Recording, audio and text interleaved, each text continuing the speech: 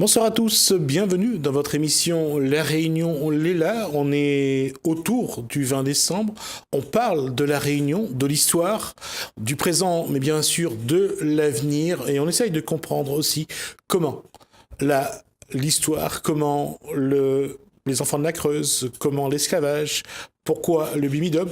On va aborder le bimidum cette fois-ci, on va parler de ceux qui sautent la mer, on voit ça dans Gadian réunionnais.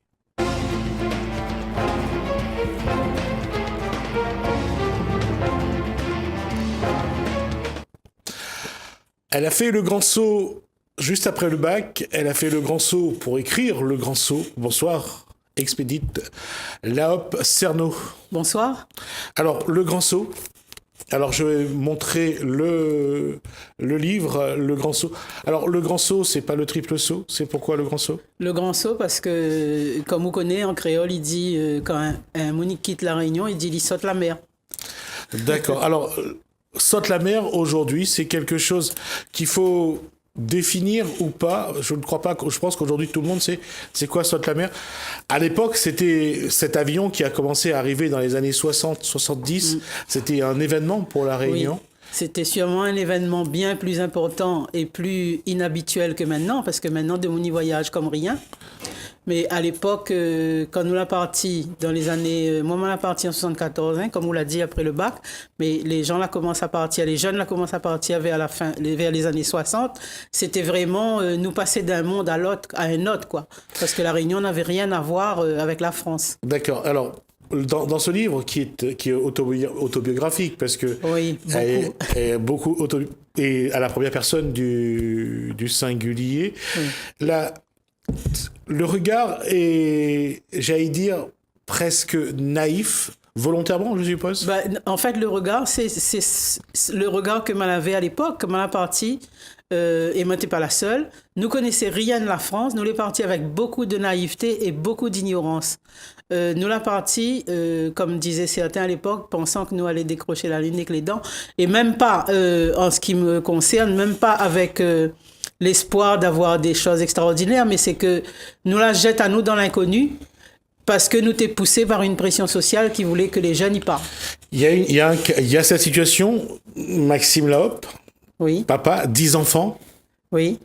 Et un contexte, un quartier modeste, précaire, oui. Où personne n'avait jamais eu le bac, où Expédite Laop a été la première à avoir le bac. Oui, bon, ça c'est un peu anecdotique, c'est-à-dire c'est vrai que dans mon quartier, mais dis pas dans toute la Réunion ni dans toute la Source, mais dans mon quartier, dans le pâté de maison là, personne n'avait jamais eu le bac, ni même dans ma famille d'ailleurs, moi j'étais la première.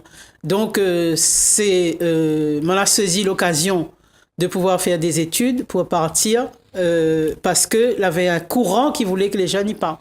Pas seulement, il y a cette jeune fille qui raconte son histoire, qui raconte son regard expiègle sur la vie, qui a cette ironie aussi dans la voix, parce que on a l'impression qu'elle est née dans un endroit qui n'était pas là où elle aurait aimé naître.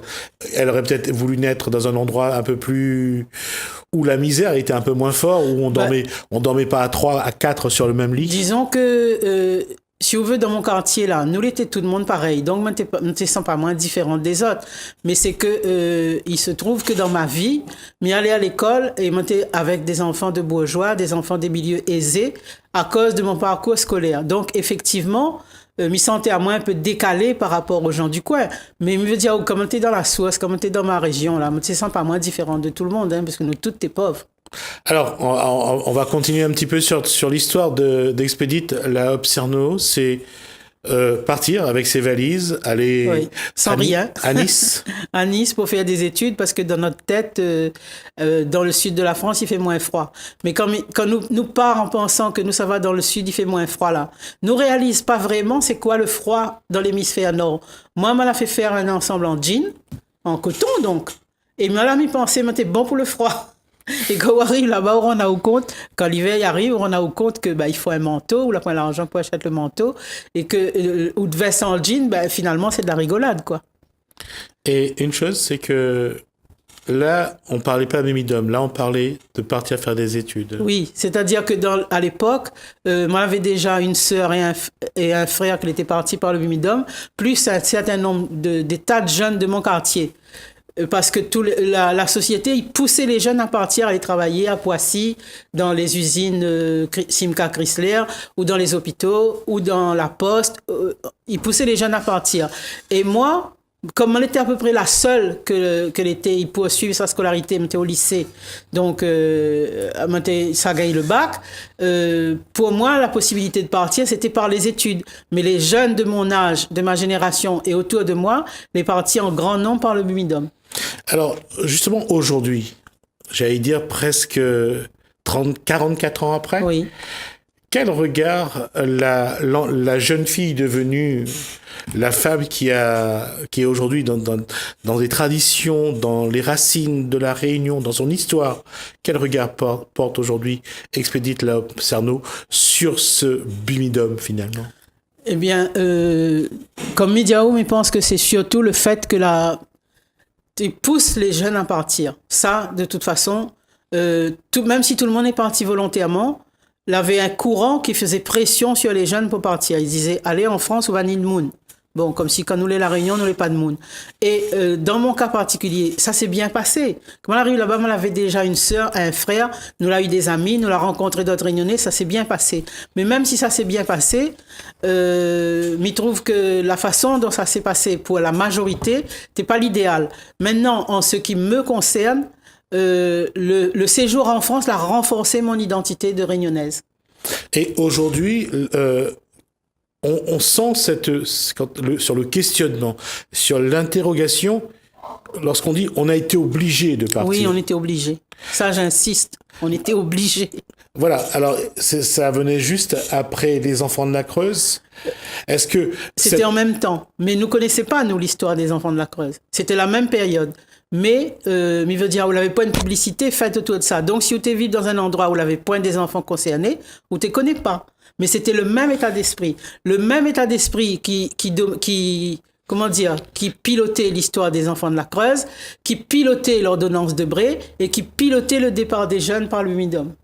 Alors, je vais revenir là-dessus, puisqu'on fait le parallèle avec les enfants de la Creuse. Les enfants de la Creuse, c'est des enfants qui étaient de familles parfois très modestes, mais sauf que la façon de les enlever à leur famille reste aujourd'hui encore très critiquable. Oui, oui. Et même, pour certains, on enlevait les enfants à leur famille. Oui. Mais moi, c'est une histoire que l'on a connue bien tardivement, c'est-à-dire de nos jours. Donc, moi, et que ça soit bien clair, dans mon livre, il ne parle pas des enfants de la Creuse. Oui, mais en fait, quand on fait le parallèle, c'est-à-dire que ces enfants ont été enlevés à leur famille. Alors que nous, non. Et a choisi de partir, avait envie de partir aussi. Nous l'a choisi malgré nous. D'accord. Comme on dit, à l'insu de notre plein gré. On a créé le contexte pour que vous n'ayez pas le choix que de partir. On a choisi parce qu'on n'avait pas le choix. Mais il veut dire aussi, par exemple, il n'y avait pas un courant général qui disait il faut partir, peut-être que nous ne serions pas partis. Aujourd'hui, il y a des regrets de ce choix d'il y a 44 ans? Non, de ma part, personnellement, non, parce que moi, m'a beaucoup apprécié ma vie en France. Nous avions un cercle d'amis très, très large et très soudé, des gens avec qui nous sommes encore en très bon terme aujourd'hui et qui, quand nous sommes en France pratiquement tous les ans, ils prêtent à nous autres cases. Des oreilles, ils parlent même pas des Réunionnais, de ma famille, etc. Donc, moi, je n'ai aucun regret. Mais je veux dire, le regard que m'y porte sur ce passé, c'est que il ne peut pas vraiment dire que les jeunes l'ont choisi. Les jeunes l'ont choisi parce que tu ne donnes pas autre le choix. Sur la dernière page, on dit que sans être un documentaire historique ou sociologique sur la question, cet ouvrage porte sur le départ massif des Réunions dans la période concernée par des voies différentes et surtout sur la rencontre entre les ressortissants de la Réunion et les Français de l'Hexagone, la découverte réciproque de l'autre. Il y a une chose que je voulais dire sur une évolution aussi bien anthropologique que sociologique, et pour aboutir sur la psychologie, c'est que entre l'esclavage, où on a importé des gens à la Réunion, l'engagisme, on a fait venir sur des contrats des gens pour travailler, entre les enfants de la Creuse, là on a fait partir des gens, entre le Bumidum, où il fallait faire partir des gens aussi sur d'autres raisons. Est-ce que à un moment donné, on a l'impression toujours que on déplace l'être humain en fonction d'un besoin de quelques individus qui ont les moyens. Vous avez parfaitement raison. C'est-à-dire que les vrais que dans l'histoire de la Réunion, soit nous a fait venir des gens, nous, comme il dit nous, veut dire les autorités, hein, soit elle a fait venir des gens, soit elle a fait partir des gens. À nous l'a parti en masse dans les années 60, 70, 80, mais il a eu des époques où, par exemple, a fait partir les petits blancs vers la Guyane, vers la Nouvelle-Calédonie, et puis il a eu la Sakaï. À Madagascar, la Sakaï. Voilà. Donc, c'est-à-dire que quand la société réunionnaise l'est embarrassée avec des groupes sociaux, eh ben il faut aux autres, ça va. Et c'est ce qui s'est passé pour nous. Et on voit toujours que derrière, il y a une nécessité économique. Oui. Comme ça a été le cas pour les Réunionnais qui sont partis aux Seychelles, comme ça a été aussi le cas des Réunionnais des Blancs de métropole qui étaient à Madagascar, qui ont voulu venir à La Réunion. Parce qu'ils voulaient. Quand Louis Payen est venu à La Réunion, c'est parce qu'il y avait l'objectif de venir peupler et de venir planter, de venir développer La Réunion. De conquérir et coloniser cette île... Alors, prometteuse, disons. Comment faut-il regarder ces déplacements de population, d'individus, seulement pour des besoins économiques? Ben là, on n'a pas la réponse, mais en tout cas, c'est une constante dans l'histoire de la Réunion. Hein. C'est-à-dire que quand il ne peut pas résoudre un problème, il faut les gens y partent. Et... du coup, on m'a perdu le fil de ma pensée. Alors, on revient sur le fait que qu'on bouge des populations, oui. on fait de la migration dans le sens juste pour une nécessité économique, et on a l'impression que l'être humain doit être corvéable et malléable pour ce pouvoir économique. Oui, ça c'est tout à fait le cas. Mais il tient quand même à dire que, ou l'a cité tout à l'heure, c'est que mon livre n'a pas pour seul objectif de parler du départ, mais aussi de la rencontre de ces deux cultures. Nous, les créoles, nous arrivons avec notre façon d'être, notre façon de penser, notre façon de parler, hein, majoritairement créole, et nous découvrent les Français qui, eux aussi, à leur tour, ils découvrent à nous. Oui, ça c'est une constante, en tout cas dans le livre, mais la question qui est posée, c'est dans quel état d'esprit la population réunionnaise, dans un sens ou dans un autre, arrive face à l'autre. Ben oui, bien sûr. Mais ce qu'il y a, c'est que moi, ça veut dire, c'est que nous n'étions pas préparés. Nous n'étions absolument pas préparés. Dans quel état d'esprit était Expédite Lahope Cerno lorsqu'elle rencontre, elle pose son pied sur le tarmac de l'aéroport à Paris? Alors moi, je débarqué à Nice, hein, à l'aéroport de Nice. Mais veut dire mais que peut que répéter, moi, j'étais dans beaucoup d'ignorance. Moi, je voulais fuir. Mais voulait fuir une famille trop pauvre, un père autoritaire, un manque de liberté. Donc, il arrive sans trop d'idées préconçues, mais pensant que les choses vont aller tout seul. Bon, mais il y a beaucoup de gens arrivés et que l'a découvert avec étonnement que les Français n'étaient pas accueillants. Que les Français l'avaient du racisme.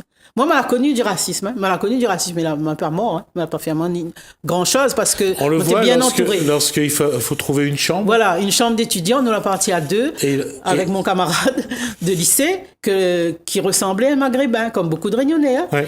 Et même si nous avions une liste officielle que le Crous avait donnée à nous pour aller chez des particuliers qui louaient des chambres, que ils ne regardent pas autres trous et que ils voient une négresse avec un arabe, ils disent on n'a plus de chambre.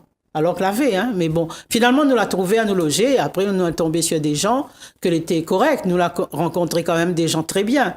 Et il y en a des gens très bien, mais il ne veut pas du tout dire que tout était négatif. Mais il y a des gens là énormément souffert de ce racisme et de cette surprise de voir que la France, ils ne considère pas autres comme Français. C'est la France ou c'est quelques individus? Quelques individus, ils étaient quand même nombreux, hein. C'est quelques individus, mais plusieurs individus, ça fait un peuple. Tout à fait. Mais non, je comprends. Mais ce que je veux dire, c'est que avec le temps, est-ce qu'il y avait suffisamment d'éléments racistes qui faisaient qu'on se demandait finalement si on était français ou pas? Ah oui. Ça, c'est des choses qui arrivaient à beaucoup de monde. C'est-à-dire qu'à ce moment-là, nous réalisons que même si nous avons une carte d'identité française, Nous n'avons pas grand-chose de commun avec ce monde-là. Mais par contre, je pense à une chose que je n'ai pas mis dans le livre, mais qu'il est important de connaître. C'est que la personne qui, au final, a loué à moi sa chambre, un jour, elle a dit, tu sais, Expédite, j'étais raciste. Je ne connaissais pas les gens de couleur. Mais depuis que je te connais, j'ai changé. J'ai appris qu'on est tous pareils. Donc, c'est bien. Justement, alors dans ce cas-là, qu'est-ce qu'il faut retenir? Comment faut-il lire ce livre? Qu'est-ce qu'il faut en retenir? Moi, ce que m'a voulu montrer, c'est une page de notre histoire, surtout pour la jeune génération. Parce que personnellement, on a 4 enfants que les nés en France. Et là, des fois, je ne comprends pas trop que comment ça se fait que les nés en France, comment nous l'arrive là. Mais je pense qu'on a beaucoup de jeunes maintenant. Les jeunes, ils savent en France comme rien maintenant. Et donc, on a besoin de connaître dans quelles circonstances nous la saute la mer. Et aussi, il y a un élément qui était déclencheur, c'est qu'il y a un jeune qui s'appelle Michael Jans, qui a fait un DVD sur le départ des gens, du Bimidum, tout ça. Lui, c'est un jeune réunionnais, d'origine réunionnaise, qui est né en France. Et un jour, il a posé à lui la question, pourquoi il est né en France, que ça lui fait là? Et il a fait un DVD, que a circulé à La Réunion. Hein. Et lui, il était quand même assez... peut-être pas amer, mais quand même, il y a des douleurs, il y a de la souffrance chez lui. Et un jour, dans son DVD, il dit, on me dit qu'il faut tourner la page. Mais pour tourner la page, encore faut-il qu'elle soit écrite. Et moi, cette histoire te trotte dans ma tête depuis longtemps. Quand on m'a entendu Michael Jans dire ça, il dit, m'a écrire. Ça m'a mis rumine dans ma tête, m'a écrire. Parce que, comme ça, c'est pour ça que le livre lui est dédié aussi, en disant, ça va peut-être l'aider à tourner sa page. Alors, je reviens sur les enfants, sur vos enfants. Oui. Ils se sentent plus réunionnais, ils se sentent plus métropolitains. Ils se sentent plus réunionnais. D'ailleurs, je ne tiens pas qu'on nous dit ce n'est pas des créoles basiques comme nous. Toute la bonne, ils sont en l'air qu'on nous dit ça. Ça veut dire que les créoles de maintenant, les plus mélangés, les plus métissés, alors que mes enfants, les papas, maman créoles. Mais je n'ai pas comme nous. Combien de temps ils sont restés Pas très, très longtemps. Quand nous les revenus, je l'avais 7-8 ans. C'est déjà pas mal. C'est déjà pas mal. Et puis, je veux dire, dans notre petite enfance, je l'ai parlé français, je l'ai fréquenté des enfants de France, etc. Et donc, il leur en reste quelque chose. Mais c'est authentiquement réunionnais. D'ailleurs, je l'ai bilingue.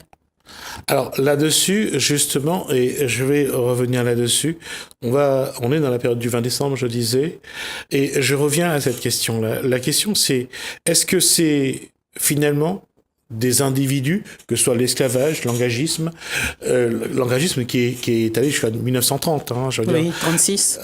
Voilà. Donc, les derniers engagés, c'était les Rodriguez, oui. Je crois. Et je reviens là-dessus, c'est que l'histoire a continué.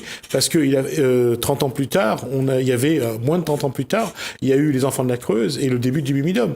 Donc, ça montre bien que l'histoire continue à s'écrire. Et continue à s'écrire aujourd'hui, avec sans doute un contexte social qui a quand même évolué. Oui, bien sûr. C'est ça, il faut replacer l'histoire dans son contexte. Comme il dit comme ça que nous te débarquons avec de la naïveté et de l'ignorance. Il faut comprendre le contexte de l'époque. Nous ne connaissions rien de la France, sauf 2-3 trucs à la télé. Et encore, les émissions télévisées étaient différées d'au moins 3 ans. Donc, il veut dire, nous avons une connaissance souvent livresque. Par exemple, moi, je pense, les cités là-dedans, je pense aux saisons. Nous avons les livres de lecture, Tédiaou, Babette, je sais pas quoi, la neige, le bonhomme de neige. Quand on arrive en France, on voit que la neige, finalement, à moins qu'on habite en Savoie, etc., la neige, c'est des congères boueuses, c'est le givre, c'est la voiture que les gelées, il n'y a pas mettre la clé dedans. La réalité, elle était très différente de la France mythique qu'on nous avait enseigné. C'est ce qu'on raconte dans les livres, c'est ce qu'on veut bien mettre dans la tête des gens. Aujourd'hui, les gens les plus dans cette naïveté, dans cette ignorance, parce que les gens, ils savent en France comme rien. La continuité territoriale, la 2-3, ils savent en France tous les ans, n'est pas pareil. Et justement, quand vous disiez que vous voulez fuir aussi un contexte social très précaire, oui. Une famille nombreuse, oui. Là, c'était ça, c'est vraiment c'est-à-dire de maintenir, d'entretenir ce contexte de précarité sociale pour que les gens n'aient qu'une envie, c'est de partir, de fuir. Non, mais je ne pense pas que c'était voulu de maintenir ça. Ce qu'il y a, c'est qu'après la départementalisation, La Réunion a fait un boom démographique. puisque la mortalité infantile que l'était sévit dans l'île depuis le début du peuplement, l'a reculé, eh bien, les familles la retrouvent avec beaucoup d'enfants, la contraception n'était pas développée, et un contexte économique que n'avait point de travail pour tout le monde. Donc, si on veut, moi, me dit que les autorités, peut-être que ça l'a cru bien faire, mais il faut quand même pas oublier que dans les statuts du BIMIDOM, il était écrit que le BIMIDOM doit régler les problèmes démographiques de la jeunesse de la Réunion. C'était écrit. C'était pas caché. Pouzot l'avait eu à cette époque-là des émeutes en Guadeloupe et en Martinique avec la jeunesse que l'avait point de travail, que l'était démunie. Et Banal avait peur que la même chose se passe à la Réunion. Donc, pour éviter tout ça, eh bien, il fallait en plus, alors un autre élément économique important, c'est que la France était en reconstruction. Oui, après la guerre. On était juste à la fin des 30 glorieuses. Voilà, c'était les 30 glorieuses. Il fallait une main-d'œuvre abondante pour aider la reconstruction de la France. Donc, où puiser cette main-d'œuvre abondante, sinon dans les pays d'outre-mer où ça n'avait de moun à gogo. Voilà. Donc, c'est une conjonction de facteurs qui poussait les gens à partir. Et aujourd'hui, dans cet ouvrage, Le Grand Saut, qu'est-ce que Expédite Laop Cerneau veut aussi apporter comme regard sur cette période-là, parce que c'est une période qui a évolué. Oui. À partir des années 90, les choses sont totalement différentes. Alors, qu'est-ce qu'il faut retenir et comment doit-on regarder cette page de notre histoire? Moi, m'estime que ce qui compte, c'est l'information. C'est-à-dire que les gens doivent savoir vers quoi ils partent. De dire aux gens, allez en France, Vanidmoun, ou bien allez en France, Abana travail, ou bien allez en France, mon garçon, il est là-bas, dans son petit télé, il est bien. C'est oublier qu'il peut avoir d'autres choses qui peut faire que la personne n'est pas bien. Qu'il ne retrouve pas son contexte, il n'a point d'amis, 9 mois de l'année, il est obligé de rester à l'intérieur parce qu'il fait mauvais, etc.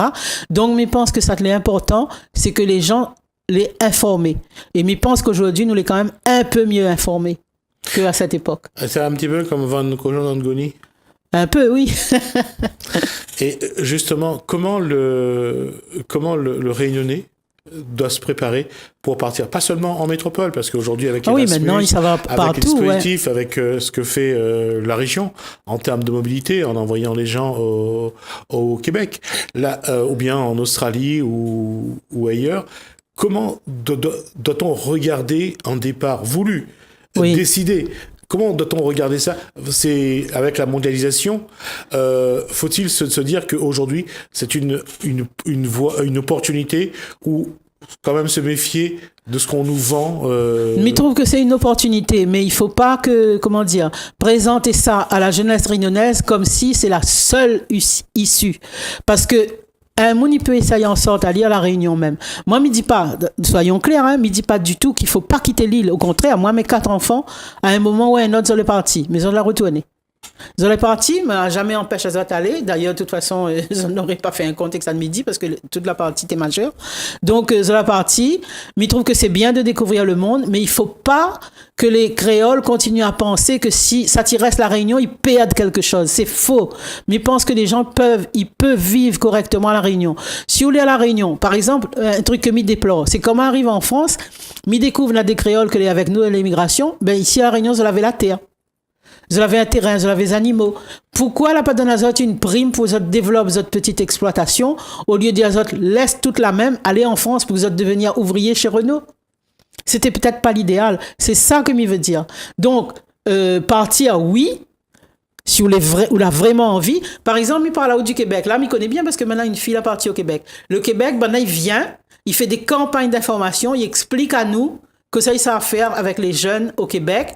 Et puis, on décide si le jeune, il s'en va ou il ne part pas. Mais là, c'est quand même un grand progrès. Alors qu'avant, tu envoies de monde, Cruy-sur-Ourcq, c'était un petit bled que avait 800 habitants. Ben là, on n'avait jamais vu un noir avant que les Réunionnais y arrivent. Donc, c'était complètement différent. C'est que nous débarquons dans un monde inconnu. Alors que maintenant, on peut informer à où, on peut renseigner à où. Ça, tu veux partir, allez. Mais fais pas croire à tout le monde que s'il y part pas, il sera un sous-homme. Ouais? C'est ça mon propos. La question, c'est la confrontation avec ce goyave de France. Oui, Le goyave de France, le français, il connaît toutes. Jusqu'à maintenant, hein? Il connaît toutes. Donc, il connaît toutes mieux qu'eux. Et ça, c'est des choses que nous n'étions pas forcément préparés. Mais bon, après, des fois, nous avons appris ça beaucoup en riant parce que nous avons eu la chance, nous étions très nombreux. Et nous l'avons appris avec Zot et Zot l'a appris aussi avec nous. Hein. Quel est le meilleur souvenir de ce départ de la Bachelière à Nice? Quel a été le souvenir? Mon meilleur souvenir, c'est quand même d'avoir rencontré des gens formidables. On a des gens, mais je crois que m'en a déjà dit, on a des gens avec qui nous les restés en très bons termes jusqu'à maintenant, mais considèrent comme une sœur ou un frère des Français. Avec qui nous l'avons noué d'excellentes relations. Nous t'ai invité à notre mariage, nous t'ai invité aux notes, nous l'avons partagé des repas, m'en a appris la cuisine avec Zot. M'en a beaucoup appris sur la cuisine. Hein? D'ailleurs, on a 2 chapitres consacrés à la cuisine. Parce que moi, j'aime bien cuisiner. Donc, m'en a appris à faire pas mal de plats, mais m'en a appris à Zot aussi à manger créole. Et ces gens-là, jusqu'à maintenant, 40 ans après, Zot, ils font encore les caries que m'en a monté à Zot à l'époque. En tout cas, c'est dans Le Grand Saut, donc écrite par Expédite Laop Cerno. Cet ouvrage, donc, c'est déjà dans les oui, dans toutes les bonnes librairies, comme on dit. D'accord. En tout cas, merci. Merci à vous. On aura sans doute l'occasion de reparler de avec la vie, plaisir. En tout cas, d'Expédite Laop Cerno et de voir un petit peu comment elle a vu évoluer la société réunionnaise.